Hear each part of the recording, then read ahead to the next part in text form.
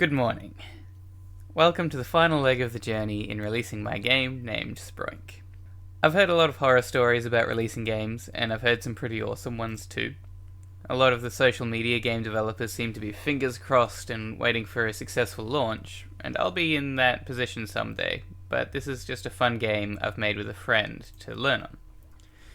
Even so, the trajectory of this game's development and release have changed wildly.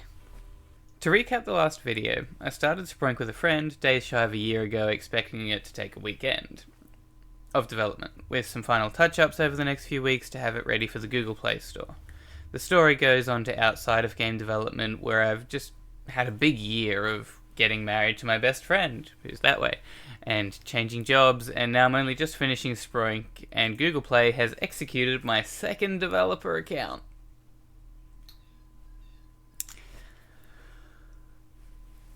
I'll touch on that quickly. It seems that since Danny heavily popularized being a mobile developer for quick and easy money, the regulations have tightened to only keep active developer accounts open, which means that developers either update their old apps or continue releasing new ones, or the account gets axed.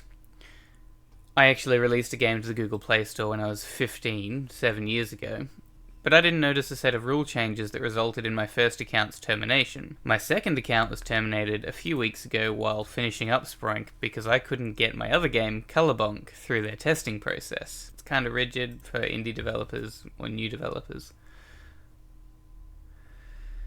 But that's okay. While hard, because releasing a successful game to the Google Play Store was a long-term dream of mine, that is the direction they're taking their services, and I can find alternative options for my games. So now I'm here, with a dinky game about a bouncing raccoon that I think looks pretty cute, and the last few weeks of making him have been pretty fun. I added some death immunity to Sproink when the player clicks play again, to counteract any glitches, which then resulted in needing a feature that kills the stuck player in case they end up turtled on the ground with no way out, which mostly happens in the first few seconds of gameplay, where that immunity is. Those things took a couple mornings to make. Next, I finished up the little bit of work that needed to be done on the animated wall torch, which I'm very chuffed about. I remember drawing it was about 6 months ago, and I felt so discontent after spending a few days learning what I was doing by making it. Now coming back to look at it, the imperfections really don't hurt, and I feel like they even belong there. That's cool. And then came the last step thus far. Roasting people! Boring! My grandma could do better than that. And she's dead. I was expecting better. This was something I always wanted to be a feature of Sproink. It is just too much fun hearing my own voice trash talk people when they die.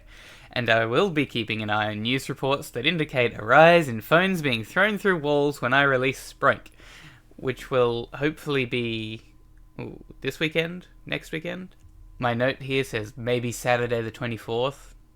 Maybe Feb, not January. What was that, Kels? That ship has sailed.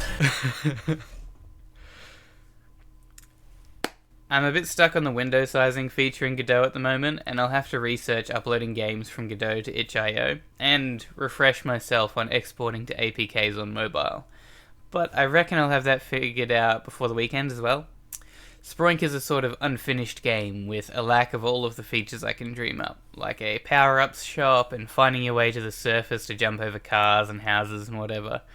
But when he comes out, I hope he adds a little bit of joy and value to your day. God bless.